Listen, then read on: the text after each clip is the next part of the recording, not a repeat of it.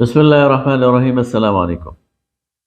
آج کل دو موضوعات بہت زیادہ زیر بحث ہیں، ایک تو توشہ خانہ اور دوسرا امریکہ اور پاکستان کے تعلقات اور امریکہ کی وہ سازش جس کے ذریعے پاکستان کی حکومت کو تبدیل کیا گیا۔ آئیے آج ان دونوں پر ذرا کچھ اور زاویوں سے بات کرتے ہیں۔ توشہ خانہ کیا ہے؟ اصل میں پاکستان کے اندر ایک قانون ہے، اور شاید دیگر ممالک کے اندر بھی یہ قوانین ہوتے ہوں گے، کہ جب بھی ہمارے کوئی سربراہان مملکت یا پارلیمان کے ممبران یا بیوروکریٹس سرکاری دورے پر باہر جاتے ہیں تو وہاں ان کو جو تحائف ملتے ہیں وہ دراصل ان کی سرکاری حیثیت میں ان کو ملتے ہیں، اور پاکستان کا قانون یہ کہتا ہے کہ چونکہ یہ تحائف ان کو سرکاری حیثیت میں ملے ہیں، لہٰذا ان پر پاکستان کے سرکاری خزانے کا اور پاکستانی قوم کا استحقاق ہے۔ لہذا قانون یہ کہتا ہے کہ ان تحائف کو توشہ خانہ میں جمع کرا دیا جائے، اس لیے کہ وہ سرکار کی ملکیت ہیں اور وہ سرکاری خزانے میں جمع ہوں گے۔ البتہ اس میں ایک پروویژن یہ رکھی جاتی ہے کہ اگر جس کو وہ تحائف دیے گئے ہیں وہ انہیں خریدنا چاہے تو مناسب قیمت دے کر ایک قانون کے تحت، ایک سبسڈی کے تحت وہ قیمت ادا کر کے وہ ان تحائف کو خرید سکتا ہے۔ تو پاکستان میں اب تک جتنے بھی حکمران آئے تو توشہ خانہ کا یہ سلسلہ چلتا رہا، لوگ باہر جاتے تھے، حکمران بھی جاتے تھے، بیوروکریٹ بھی جاتے تھے، اور ہمارے پارلیمان کے نمائندگان بھی جاتے تھے، اور انہیں جو تحائف ملتے یہ واپس آ کر توشہ خانہ میں جمع کرا دیتے، اور کسی نے اگر واپس خریدنے ہوتے تو خرید لیتے۔ یہاں تک تو بات قانون کی ہے اور قانون پر عمل درآمد کی ہے۔ لیکن اس دفعہ ایک تیسرا کام یہ ہوا کہ ایک دوست ملک کی طرف سے ایک قیمتی گھڑی وہ پیش کی گئی تحفے کے طور پر۔ جب پاکستان وہ گھڑی آئی تو اسے توشہ خانے میں جمع کرا دیا گیا، اور پہلے تو اسے بہت کم قیمت پر خرید لیا گیا، اور اس کے بعد اسے انٹرنیشنل مارکیٹ میں بہت زیادہ قیمت پر فروخت کر دیا گیا، اور جہاں فروخت کیا گیا وہیں سے دینے والے جس نے تحفہ دیا تھا اس کو اطلاع مل گئی اور اس نے واپس لے لیا، اور ایک طرح سے پاکستان کے لیے بین الاقوامی طور پر شرمندگی کا ایک مقام تھا۔ لہٰذا اس سارے ایپیسوڈ میں اور اس سارے کام میں اگر کوئی غیر قانونی کام نہیں بھی ہوا تب بھی ایک دوست ملک کو شرمندہ کیا گیا ہے، اور اس کے سامنے پاکستان کا جو امیج ہے وہ خراب کیا گیا کہ ہماری قوم تحفوں کے ساتھ یہ سلوک کرتی ہے۔ دوسرا سوال اس میں یہ اٹھتا ہے کہ بات تو ابھی پوری ہمارے سامنے نہیں آئی، بات تو پوری سامنے تب آئے گی جب ایسے تحائف کی کل قیمت جو مارکیٹ کی قیمت ہے وہ بتائی جائے،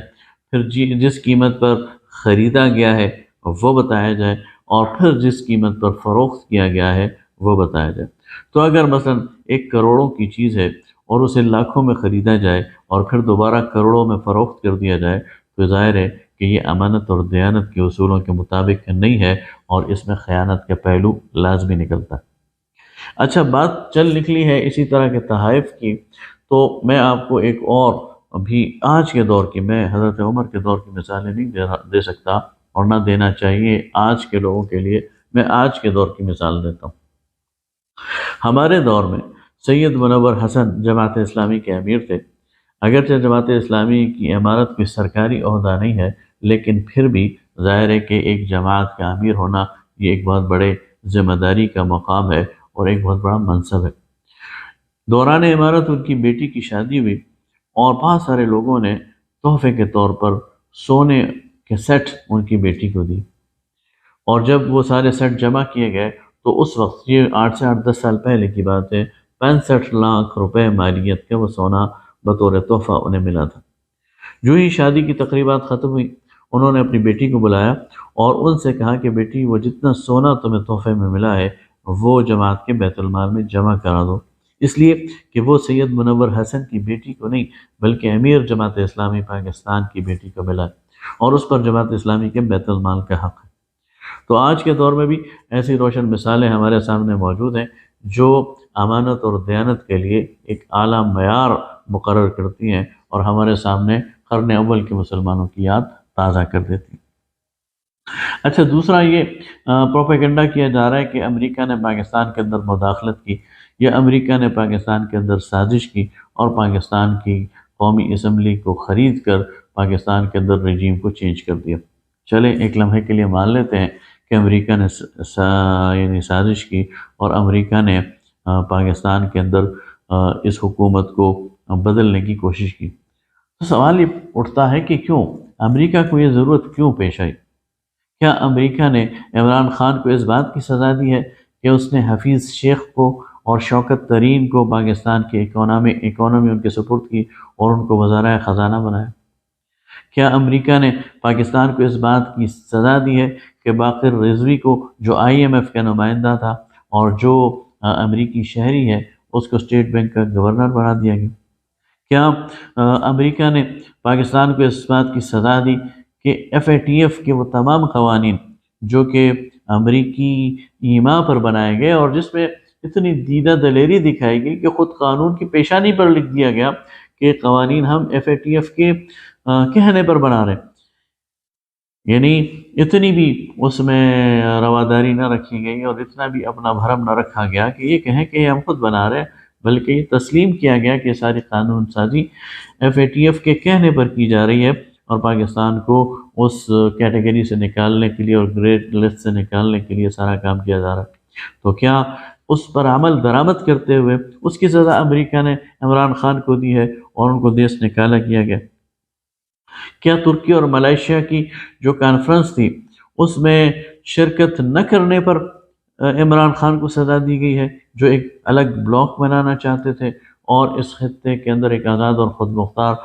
معاشی پالیسی بنانا چاہتے تھے، ایک چینل بنانا چاہتے تھے، اور اس میں چونکہ عمران خان نے شرکت نہیں کی اور امریکی مفاد کو ایک لحاظ سے نقصان پہنچایا، اس لیے امریکہ نے ان کو یہاں سے دیش نکالنے کے لیے یہ پلاننگ کی۔ تو یہ عمران خان کو بتانا پڑے گا کہ کیا انہوں نے یورپین یونین کے خلاف قرارداد منظور کر دی تھی اور انہوں نے یعنی فرانسیسی سفیر کو نکالنے کا حکم دے دیا تھا کہ جس کے نتیجے میں یورپین یونین پر ان کے خلاف ہو گئی تھی اور دھمکیاں دینے پر آمادہ ہو گئی تھی؟ یا انہوں نے کون سا ایسا کام کیا تھا جس سے اس ملک کے اندر مغرب کے مفاد پر زد پڑتی ہو، جس سے اس ملک کے اندر امریکہ کے مفاد پر زد پڑتی ہو، IMF کے مفاد پر زد پڑتی ہو، اور یہ کہا جا سکے کہ ہاں یہ وجہ تھی کہ اس کی وجہ سے ان کو کان سے پکڑ کر اقتدار کے ایوان سے نکال دیا گیا، بڑے بے آبرو ہو کر تیرے کوچے سے ہم نکلے، جس کے بارے میں شاعر نے کہا ہے۔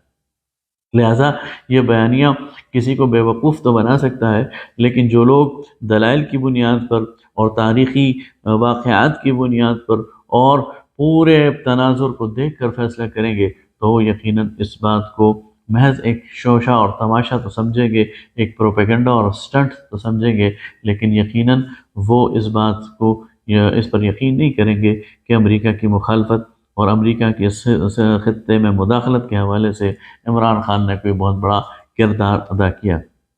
امریکہ کی اگر پاکستان کے اندر صحیح معنوں میں کسی نے مخالفت کی ہے تو وہ تو جماعت اسلامی پاکستان ہے، جس نے ہر موقع پر قاضی حسین احمد جب اس کے امیر تھے تب بھی، سید منور حسن جب اس کے امیر تھے تو تب بھی، اور آج تک جماعت اسلامی کے کارکنوں اور جماعت اسلامی کی لیڈرشپ، چاہے وہ کیری لوگر بل ہو، چاہے وہ CTBT کا معاملہ ہو، چاہے وہ پرسلر یعنی ترمیم ہو، چاہے وہ ریمنڈ ڈیوس کا معاملہ ہو، چاہے وہ عافیہ صدیقی کا معاملہ ہو، جماعت اسلامی نے گو امریکہ گو کا پورا ایک فلسفہ دیا، گو امریکہ گو کے نعرے دیے، گو امریکہ گو کے لیے نیٹو سپلائی کے حوالے سے ایک پورا پلان دیا اور پاکستان کے ہر گلی اور کوچے میں اس کو روکنے کی کوشش کی اور اس کے خلاف فضا کو ہموار کرنے کی کوشش کی، اور یہی وجہ ہے کہ جماعت اسلامی کو پاکستان کی سیاست سے آؤٹ کرنے کے لیے بین الاقوامی طور پر سازشیں کی گئی، اور بین الاقوامی طور پر بھی اور ملکی طور پر بھی اس کے لیے ماحول کو سازگار بنایا گیا۔ لہذا قوم کو سمجھنا چاہیے کہ انہیں نعروں میں نہیں آنا چاہیے بلکہ حقیقت کو دیکھنا چاہیے۔ اب اس ملک کو بہرحال اور اس عوام کو اتنا شعور آ جانا چاہیے، اگر آج بھی یہ محض کھوکھلے نعروں کے پیچھے جائیں گے اور محض سٹنٹ کے پیچھے جائیں گے، محض ڈرامہ بازی اور اداکاری کے پیچھے جائیں گے اور جھوٹے سرابوں کے پیچھے جائیں گے، تو پھر ایک دفعہ دھوکہ کھائیں گے اور پھر اگلے 8-10 سال پاؤں رگڑتے رہیں گے، ایڑیاں رگڑتے رہیں گے، لیکن ان کے کوئی پرسان حال نہیں ہوگا۔